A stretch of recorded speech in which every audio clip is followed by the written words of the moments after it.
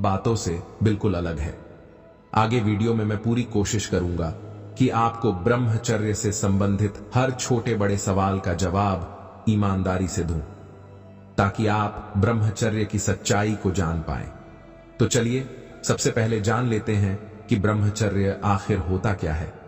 ब्रह्मचर्य का सीधा सा अर्थ होता है कि आपकी जीवनचर्या ब्रह्म की तरह हो जाना, अर्थात जब मनुष्य का आचरण ब्रह्म के केंद्र से संचालित होने लगता है तो उस मनुष्य को ब्रह्मचारी कहा जाता है।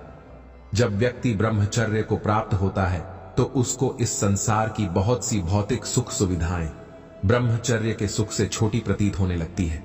इस जगत की बहुत सी भौतिक सुख सुविधाओं में एक सुख जो पुरुष को स्त्री से और स्त्री को पुरुष मिलता है, यानी संभोग का सुख, वो भी मनुष्य को बहुत छोटा दिखाई देने लगता है। और फिर ब्रह्मचर्य को प्राप्त होने वाला व्यक्ति इन सब छोटी छोटी बातों में अपना समय व्यर्थ में नहीं गंवाता है। लेकिन यहां इसका मतलब यह नहीं है कि ब्रह्मचारी व्यक्ति शादी नहीं कर सकता। ब्रह्मचर्य का संबंध ना तो विवाह से होता है और ना ही वीर्य से होता है। कुछ लोग अपने अहंकार को बढ़ावा देने के लिए वीर्य को बहुत अशुद्ध बता देते हैं, जबकि वो यह भूल जाते हैं कि जिस शरीर को वह धारण किए हुए हैं वह भी एक वीर्य का विस्तृत रूप है। और वीर्य तो मनुष्य का प्राकृतिक गुण है। यह गुण मनुष्य का ही नहीं बल्कि समस्त प्राणी जगत के जीवों का है। इसलिए वीर्य को ब्रह्मचर्य के लिए अशुद्ध मानना गलत है।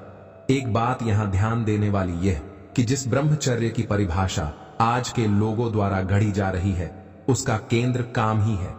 इस बात को आप इस तरह समझिए कि जो व्यक्ति संभोग करता है वो कामी, और जो व्यक्ति काम को त्याग दे वो ब्रह्मचारी। इसलिए मनुष्य काम के साथ चले या फिर काम के विपरीत, कुल मिलाकर बात एक ही होती है। जबकि ब्रह्मचर्य का इन सब छोटी छोटी बातों से कोई लेना देना नहीं होता है। हां, ब्रह्मचर्य में एक बात जरूरी होती है कि जब व्यक्ति ब्रह्मचर्य को उपलब्ध होता है तो वो हर किसी से एक स्वस्थ संबंध बनाता है।